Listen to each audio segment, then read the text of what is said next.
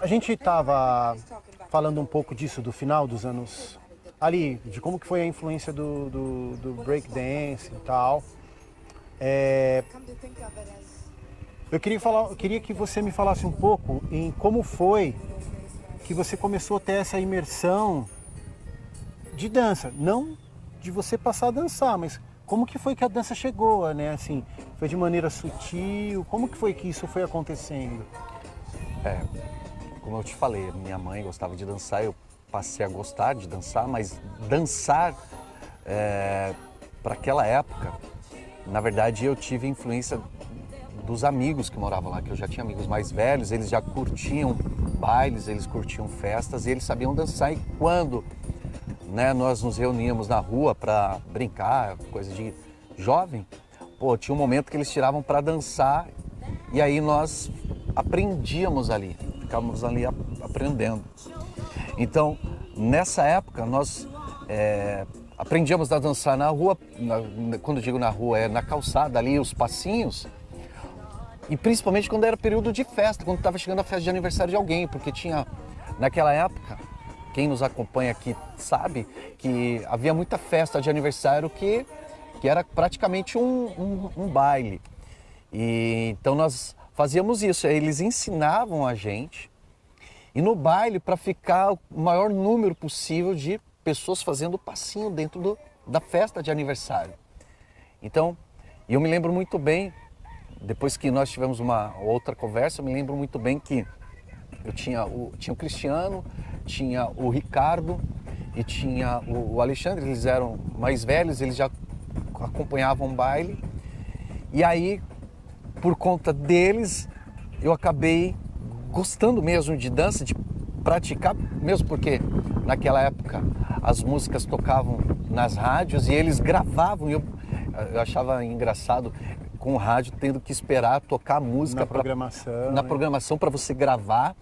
E assim, quase ninguém tinha um rádio para poder fazer isso, então eram poucas pessoas. E é assim que eu passei a ter contato com a dança por meio dessas pessoas que já eram mais velhas na época. Então, eu trago um pouco para mim assim, como minha mãe, ela ficava todo o final, ela trabalhava muito, né?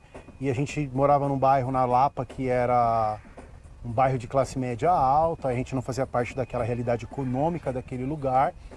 E aos finais de semana, como minha mãe, a gente ficava o tempo todo na casa dessa pessoa que a gente trabalhava, que ela trabalhava.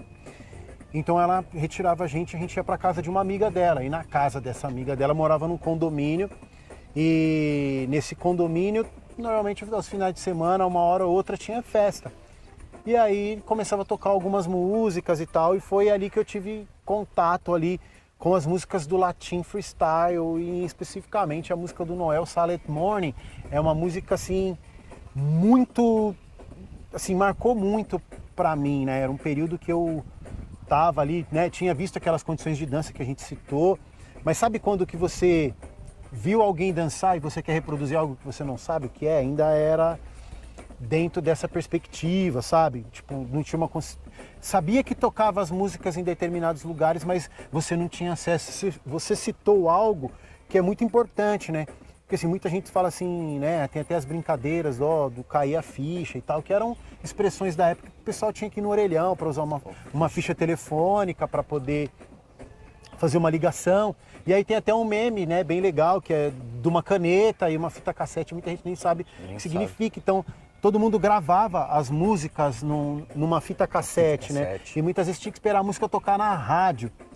E eu não tinha esse aparelho de som para gravar, era muito raro. Minha mãe comprava LP do Roberto Carlos, que era algo que era muito marcante para ela, os grupos sertanejos que tocavam naquele período. Minha mãe é muito de ouvir as músicas nas rádios AM, os programas do Paulo Barbosa, os programas do Eli Correia, Afanásio Jazade. Então tinha esse universo do rádio, a gente imaginar assim, não é tão longe, cara. É um período aí de 20, 30 anos em que o rádio era algo muito marcante na vida dos nossos pais. Lógico, hoje a gente está com 40 anos, né? A gente tem filhos e tal, mas a gente fala o quanto hoje eu estou contando o retrato da minha mãe, né, dela quanto essa figura materna, tomando conta, e hoje a gente na condição da vida, a gente está tendo a mesma condição tendo os filhos, e aí é nesse tipo de provocação